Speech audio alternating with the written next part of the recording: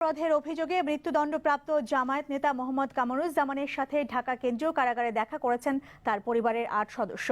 সকাল 10:30টার দিকে তারা সেখানে যান। দর্শক, এই মুহূর্তে ঢাকা কেন্দ্রীয় কারাগারের সামনে আছেন আমাদের সিনিয়র করেসপন্ডেন্ট হাসান জাবেদ। আমরা এখন সরাসরি চলে যাচ্ছি তার কাছে।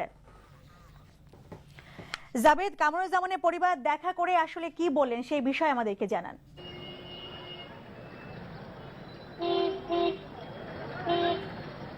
নীলা, সকাল 10:45 দিকে কামরুজ্জামানের স্ত্রী নুরুন্নাহার সহ পরিবারের ৮ সদস্য কেন্দ্রীয় কারাগারে কামরুজ্জামানের সাথে দেখা করতে প্রবেশ করেন। ঠিক 11:40 দিকে তারা আবার বের হয়ে আসেন। তবে তারা গণমাধ্যমের সাথে কিন্তু কোনো কথা বলেননি। তাদের পক্ষে কথা বলেছেন কামরুজ্জামানের আইনজীবী অ্যাডভোকেট মোহাম্মদ শিশির মনির।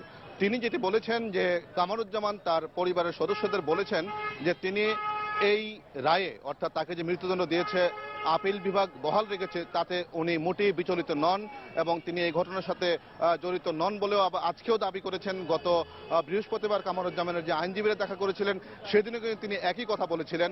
তবে সেদিন কিন্তু উনি তার আইনজীবীদের বলেছিলেন, নির্দেশনা দিয়েছিলেন যে আপিলের এই রায়ের বিরুদ্ধে রিভিউ করার জন্য। সেক্ষেত্রে আইনজীবীরা আজকেও বলেছেন যে তারা রিভিউর জন্য প্রস্তুতি নিচ্ছেন এবং নির্দিষ্ট টাইমই, অর্থাৎ 15 দিনের মধ্যেই তারা রিভিউ করবেন। সেই 15 দিনের সময়টা কিন্তু আগামী বৃহস্পতিবার শেষ হতে যাচ্ছে। তো এর আগেই তারা এই রিভিউটা করবেন বলে জানিয়েছেন। তো এই হচ্ছে এখানকার সর্বশেষ পরিস্থিতি। আর তার ৮ সদস্যের পরিবারের যারা ছিলেন তারা হচ্ছেন যে ওনার পুত্রবধূ, মেয়ে, 3 ভাতিজি, ভাগ্নে এবং তার শ্যালক, এই 8 জন তারা এখানে উপস্থিত ছিলেন। তো এই হচ্ছে এখন সর্বশেষ খবর। নীলা। জাবেদ, আপনাকে ধন্যবাদ। দর্শক, ঢাকা কেন্দ্রীয় কারাগার থেকে জানাচ্ছিলেন হাসান জাবেদ।